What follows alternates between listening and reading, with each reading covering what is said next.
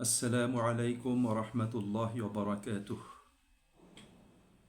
সুপ্রিয় ভাই ও বোনেরা, পরম করুণাময় আল্লাহ তাআলা সূরা হুজুরাতে 10 নম্বর আয়াতে বলেছেন, ইন্নামাল মুমিনুনা ইখওয়াহ ফাআসলিহু বাইনা আখাওয়াইকুম ওয়াত্তাকুল্লাহ লাআল্লাকুম তুরহামুন।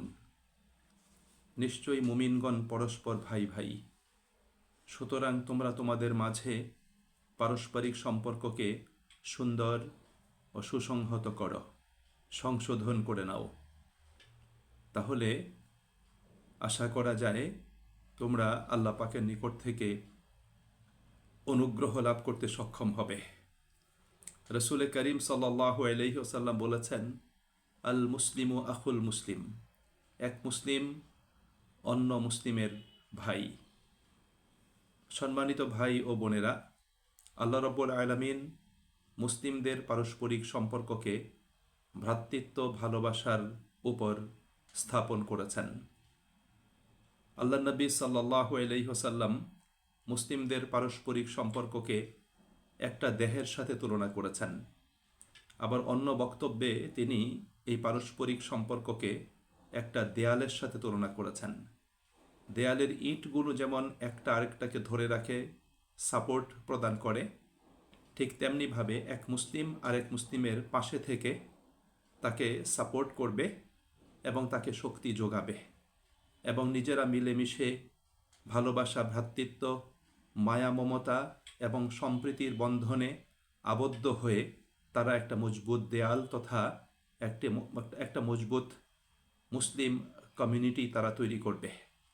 সম্মানিত ভাই এবং বন্ধুরা, এই ভ্রাতৃত্ব ভালোবাসার এই দেয়ালকে টিকিয়ে রাখার জন্য অবশ্যই পরস্পরকে সম্মান এবং মর্যাদা দিতে হবে।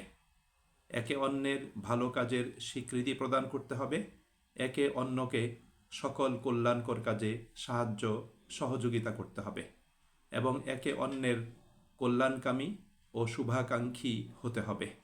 সুপ্রিয় ভাই এবং বন্ধুরা, অন্যকে সম্মান এবং মর্যাদা না দিলে নিজে সম্মান এবং মর্যাদা পাওয়া যাবে না। অন্যকে অসম্মান এবং অপমান করে কখনোই নিজে সম্মানিত হওয়া যায় না, বরং এটি ব্যক্তিত্বের নিচুতা এবং দেউলিয়া প্রমাণ করে। অর্থাৎ কেউ যদি কাউকে সম্মান প্রদান না করে, তাকে মর্যাদা না দেয়, বরং উঠতে বসতে কথায় কথায় তাকে অসম্মান করে, অপমান করে কথা বলে, অথবা বাস্তবে কাজে কর্মে ইঙ্গিতে তাকে যদি অসম্মান এবং অপমান করে, এটা সেই ব্যক্তির নিচুতা এবং তার দেউলিয়াত্ব প্রমাণ করে।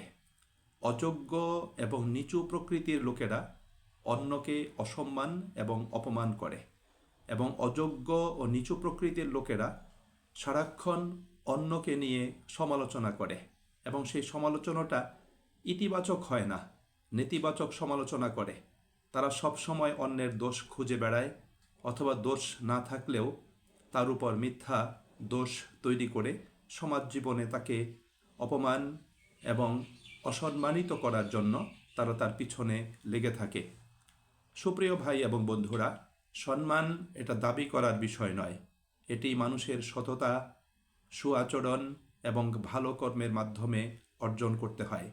মানুষকে সম্মান এবং মর্যাদা প্রদান করলে এটা নিজের জন্যই কল্যাণকর, এবং এটা একটা মানবিক ভালো গুণ। সম্মান করলে সম্মান পাওয়া যাবে, এটা আমরা প্রত্যেকেই জানি। আমরা আরবিতে একটা প্রবাদ পড়েছিলাম যে, ইন তুকরিমনি উকরিমকা, তুমি যদি আমাকে সম্মান প্রদান করো তাহলে আমি তোমাকে সম্মান প্রদান করব। নিজেকে সম্মানিত করতে চাইলে অবশ্যই অন্যের প্রতি সম্মান এবং শ্রদ্ধা প্রদর্শন করাটা জরুরি। অন্যকে সম্মান ও শ্রদ্ধা প্রদর্শন না করলে, অন্যকে মর্যাদা না দিলে আমি নিজে কখনোই সম্মানিত হতে পারবো না। সুপ্রিয় ভাই এবং বন্ধুরা, যারা উত্তম আদর্শকে ধারণ করেন, উত্তম আদর্শকে সমাজ জীবনে সুপ্রতিষ্ঠিত করতে চান, তারা অন্যের নেতিবাচক সমালোচনা না করে, অন্যকে অসম্মান এবং অমর্যাদা না দিয়ে তার ভালো কাজগুলো উল্লেখ করে সেগুলোর আলোকে তাকে সম্মান এবং মর্যাদা দেওয়ার চেষ্টা করে। আর যারা এই চেষ্টাটা করে তারাই কিন্তু সমাজ জীবনে মানুষের দ্বারা সমাদৃত হয় এবং মানুষের নিকট থেকে সম্মান, শ্রদ্ধা এবং ভালোবাসা লাভ করে।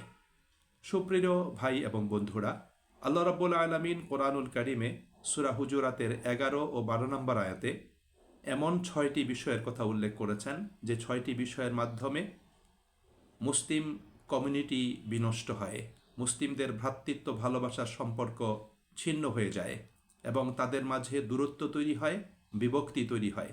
এজন্য আল্লাহ রাব্বুল আলামিন মুসলিমদের সম্মানহানি হয়, তার মর্যাদা বিনষ্ট হয়, এই ধরনের 6টি কাজ করতে আল্লাহ রাব্বুল আলামিন নিষেধ করেছেন।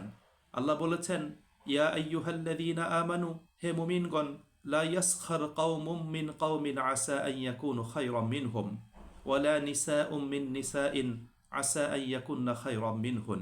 যে হে মুমিনগণ, তোমাদের একজন পুরুষ যেন আরেকজন পুরুষকে উপহাস বিদ্রূপ না করে এবং কোনো নারীও যেন অন্য নারীকে উপহাস বিদ্রূপ না করে। হতে পারে যাকে উপহাস বিদ্রূপ করা হচ্ছে তার মর্যাদা আল্লাহ পাকের কাছে অনেক বেশি। এরপরে বলেছেন, ওয়ালা তালমিজু আনফুসাকুম, তোমরা একজন আরেকজনকে খোঁটা দিও না, তাকে তোমরা কষ্ট দিও না এবং তাকে তোমরা বিদ্রূপ করো না। এরপর আল্লাহ বলেছেন, ওয়ালা তানাবাজু বিল আলকাব, এবং মন্দ নামে তোমরা কাউকে ডেকো না। ঈমান গ্রহণ করার পরে মন্দ নামে ডাকা এটা খুবই গর্হিত কাজ, এটা খুবই মন্দ কাজ।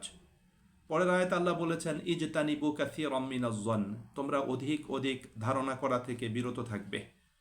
কেননা অনেক ধারণা আছে যেটা পাপ, যেটা মানুষকে পাপের দিকে নিয়ে যায়।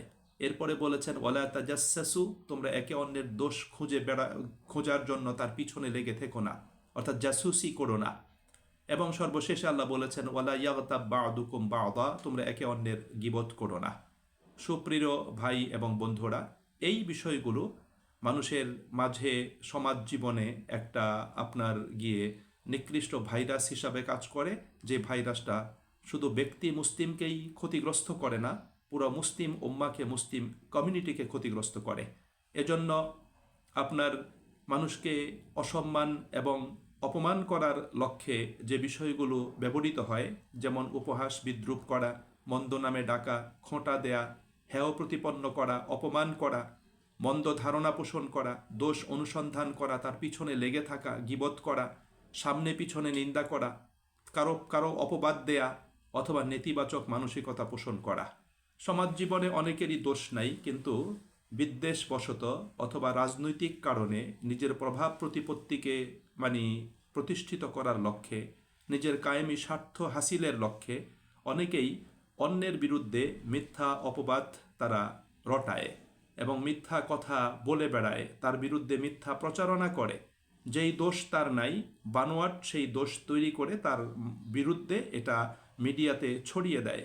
সুপ্রিয় ভাই এবং বন্ধুরা, এটা খুব একটা অসুস্থ একটা প্রতিযোগিতা চলছে সমাজ জীবনে নিজের কায়েমি স্বার্থ হাসিল করার জন্য, তাকে ধর্মীয়ভাবে লাঞ্ছিত করার জন্য, তাকে ধর্মীয় দৃষ্টিকোণ থেকে তাকে ভুল প্রমাণ করার জন্য, রাজনৈতিকভাবে তাকে অপমান অপদস্থ করার জন্য এবং তাকে আপনার গিয়ে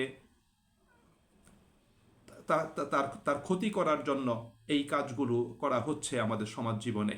সুতরাং এর দ্বারা কোনো অবস্থাতেই কোনো ব্যক্তি লাভবান হবে না, সেই ব্যক্তি ক্ষতিগ্রস্ত হবে। মনে রাখতে হবে, রাসূল করিম সাল্লাল্লাহু আলাইহি ওয়াসাল্লাম বলেছেন, একজন মুমিনের বা একজন মানুষের নিকৃষ্ট হওয়ার জন্য এটাই যথেষ্ট যে সে তার ভাইকে হেয় প্রতিপন্ন করে, তাকে সে ঘৃণা করে। এই জন্য আল্লাহ রাসূল সাল্লাল্লাহু আলাইহি ওয়াসাল্লাম বলেছেন যে এক মুসলিম আরেক মুসলিমের ভাই, সে তার ক্ষতি করবে না, সে তাকে শত্রুর হাতে সোপর্দ করবে না, তার প্রতি জুলুম অত্যাচার করবে না, তার রক্ত, তার জীবন, তার মান সম্মান তার কাছে নিরাপদ থাকবে এবং সে পারলে তার উপকার করবে, তার কল্যাণ সাধন করবে। সুপ্রিয় ভাই এবং বন্ধুরা, আসুন আমরা এই বিষয়গুলো অনুসরণ করি, আমরা এই বিষয়গুলো মেনে চলি। মানুষের দোষ থাকতেই পারে, ভুল তার থাকতেই পারে, বাট সেই ভুলগুলো আলোচনা না করে আমরা সরাসরি যোগাযোগের মাধ্যমে সেই ভুলগুলো আমরা সংশোধন করে দিতে পারি, অথবা যেই ভুলগুলো জাতীয়ভাবে বৃহত্তর জনগোষ্ঠীর জন্য কল্যাণকর, আমরা সেটাকে সহিহ নিয়তে কোরআন সুন্নাহর আলোকে সেই ভুলগুলো আমরা তাকে ধরিয়ে দিতে পারি। কিন্তু কোন অবস্থাতেই একজনকে অসম্মান করার জন্য, লাঞ্ছিত করার জন্য, হেয় প্রতিপন্ন করার জন্য, অপমান করার জন্য এবং তার ক্ষতি করার জন্য আমরা কোনো অবস্থাতেই তার বিরুদ্ধে নেতিবাচক মানসিকতা পোষণ করব না এবং তাকে আমরা অসম্মান এবং অপদস্থ করব না।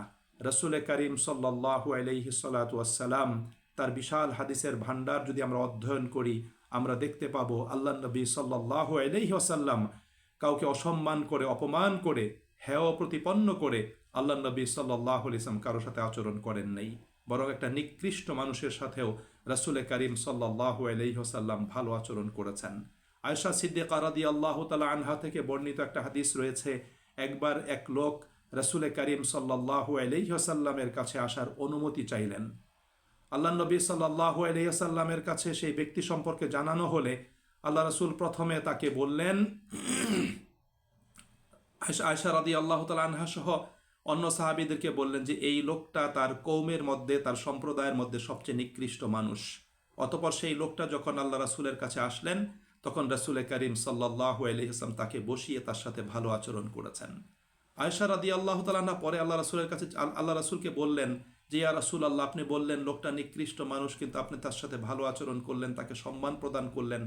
তখন নবী করিম সাল্লাল্লাহু আলাইহি ওয়াসাল্লাম বললেন, আল্লাহ পাকের কাছে সেই ব্যক্তি সবচেয়ে নিকৃষ্ট, সবচেয়ে ঘৃণিত, যার আচরণের কারণে মানুষ তাকে পরিত্যাগ করে। সুপ্রিয় ভাই এবং বন্ধুরা, এই হাদিসের আলোকে আমাদের কর্মপন্থা আমাদের প্রত্যেককে নির্ধারণ করতে হবে। আমরা প্রত্যেকে আল্লাহ পাকের বান্দা, আল্লাহ পাকের নিকট থেকে এসেছি, আল্লাহর জন্যই আমরা কাজ করব, আল্লাহর সন্তুষ্টির জন্যই কাজ করব, দিন ও ইমানের কল্যাণের জন্য আমরা কাজ করব। সুতরাং আমাদের মাঝে যাতে কোনো ধরনের এরকম অসম্মান প্রদানের বা অপমান করার মানসিকতা যাতে না থাকে, বরং আমরা মানুষের ভালো কাজগুলোর স্বীকৃতি দান করে যতদূর সম্ভব তাকে সহযোগিতা করে যাতে কল্যাণের পথে নিজেরা অগ্রসর হতে পারি। আল্লাহ আমাদের সকলকে তৌফিক দান করুন। আসসালামু আলাইকুম ওয়া রাহমাতুল্লাহ।